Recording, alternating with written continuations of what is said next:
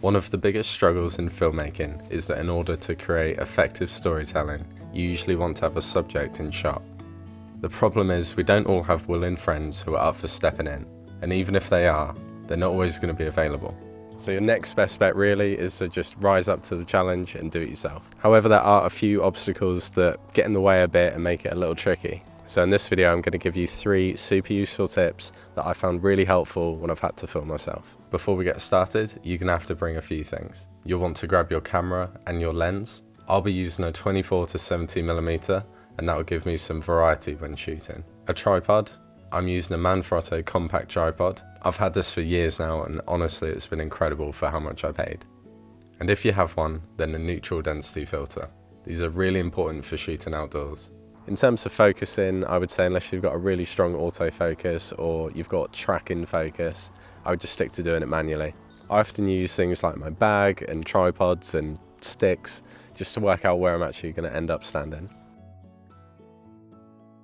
So firstly, find a spot which suits what you're going for, and then set the scene. So a couple of things to bear in mind would be the lighting, whereabouts is the sun compared to where you're going to be, and also is there anyone around that could get in the way of your shot. Luckily we're out in nature at the moment, so we should be alright. So for example now, let's get a shot of me sat on this log, just taking in the scenery. So I've set my scene and the focus.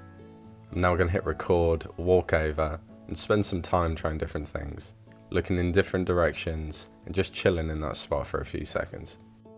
Walking shots can work really well too. For this, I'm just going to set the focus on the area that I'm going to be walking over. Then I'll do a couple of takes walking back and forth. You can do this when you're out for a walk and just build up a little bit of a story.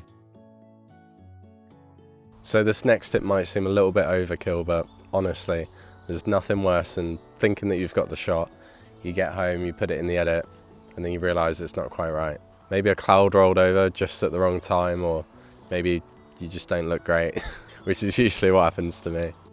To combat this, try do every shot multiple times, and switch it up as well.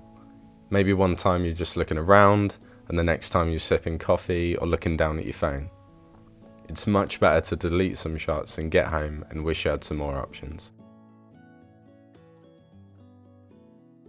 For me, this one really takes it to the next level, gives you a lot of freedom when it comes to editing. When you put the shots together, kind of ups the production value, so yeah, this is really cool. So a quick example is this shot of me taking a photo and then lowering down the camera. Or even these shots of me tying up my boots. The main thing here is just to repeat the exact same thing so that when you cut the shots together, it's going to look really nice. So the next time you're feeling super pumped and you just want to go out and film something, the weather's just right, but it's only you.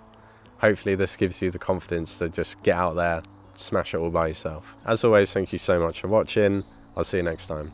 Cheers.